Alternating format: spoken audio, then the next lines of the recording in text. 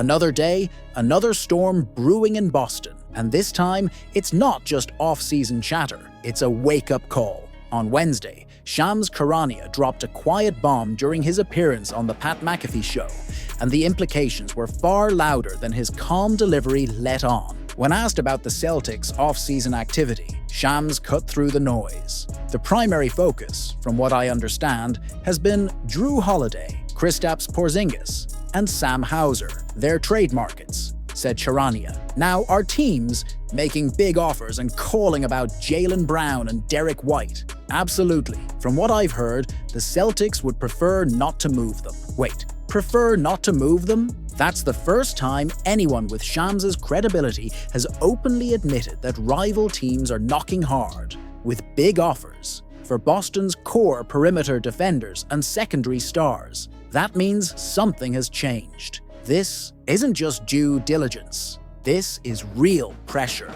This is Boston listening. And let's be clear, this isn't some fan forum fantasy trade talk. These are calculated, high-stakes conversations being held behind closed doors, in war rooms of franchises desperate to dismantle the Celtics' iron grip on the East. For the first time, Jaylen Brown, fresh off a Finals MVP run, and Derrick White, arguably the most underpaid elite two-way guard in the NBA, are on someone else's radar in a meaningful way. Of course, listening doesn't mean trading, but make no mistake, if the right offer comes, one that tips the scale of logic and legacy, nothing is off the table, because behind the scenes, Boston is dealing with a financial time bomb. The second apron isn't just a theoretical line anymore, it's a guillotine. The Celtics have danced over that threshold 2 seasons in a row. A third would mean brutal limitations. Restricted sign and trades, frozen pick movement, roster inflexibility. It's not sustainable, and Brad Stevens knows it. Boston needs to shed roughly $20 million to duck under, but that figure is deceptive. It's not just about the cut, it's about who you're cutting. Every dollar sliced off this roster means altering a team that just won the title, and fans expecting some back-end bench trim are in for a rude awakening. The players generating real trade interest are high-impact, high-leverage pieces. Holiday, Porzingis, Hauser, sure.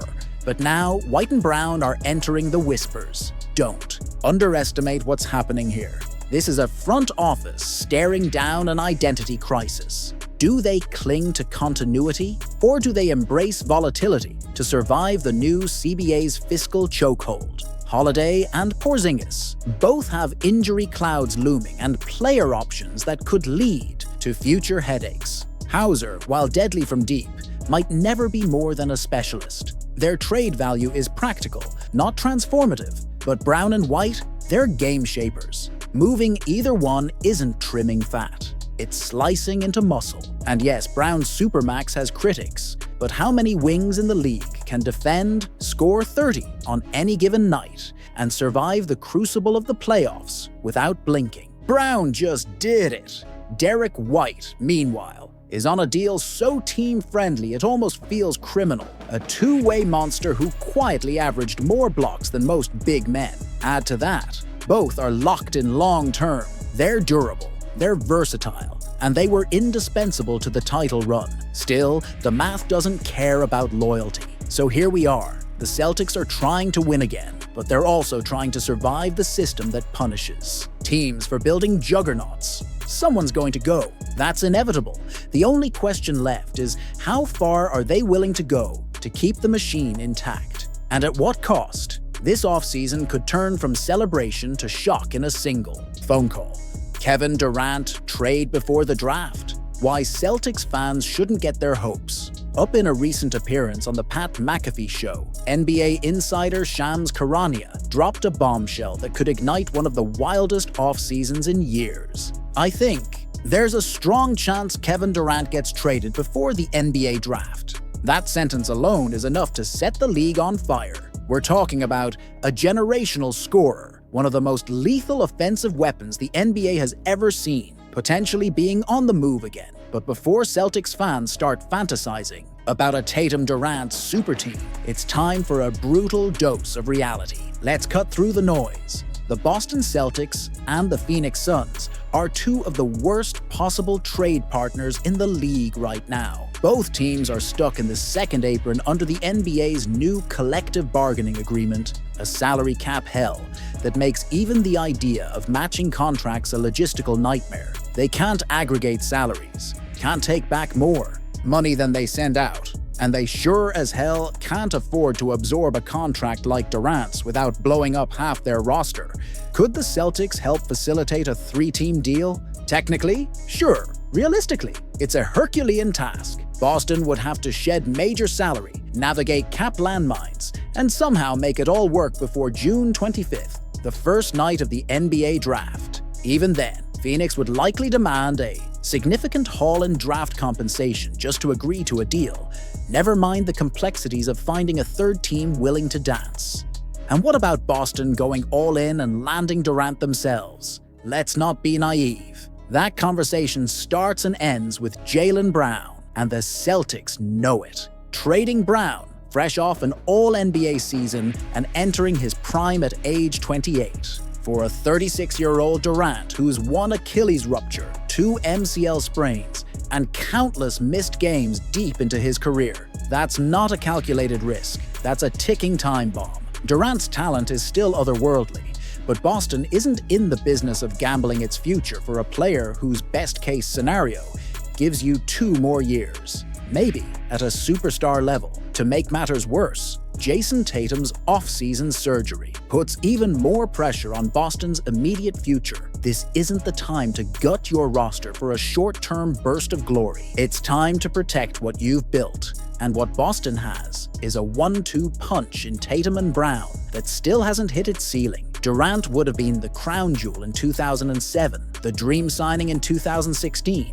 and the ultimate prize in any what-if scenario. But now, he's a luxury Boston can't afford, and shouldn't want. The Celtics have flirted with KD for nearly 2 decades, but every time they've reached for him, he's slipped through their fingers. Maybe it's time to stop chasing ghosts and start trusting the foundation they've already built. Because if you think Durant is the answer to Boston's championship dreams, you're asking the wrong question.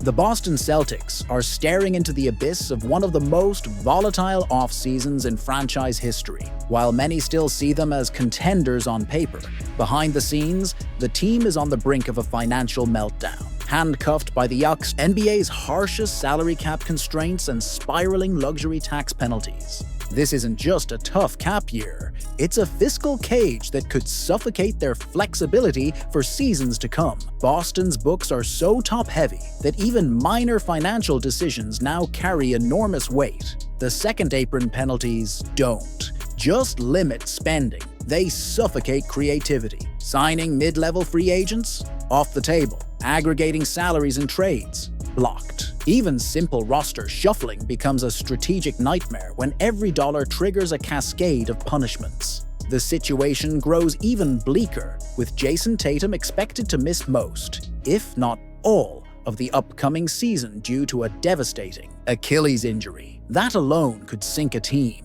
But for the Celtics, whose identity and offensive engine are so tightly wound around Tatum's gravity on the court, this injury is more than a setback.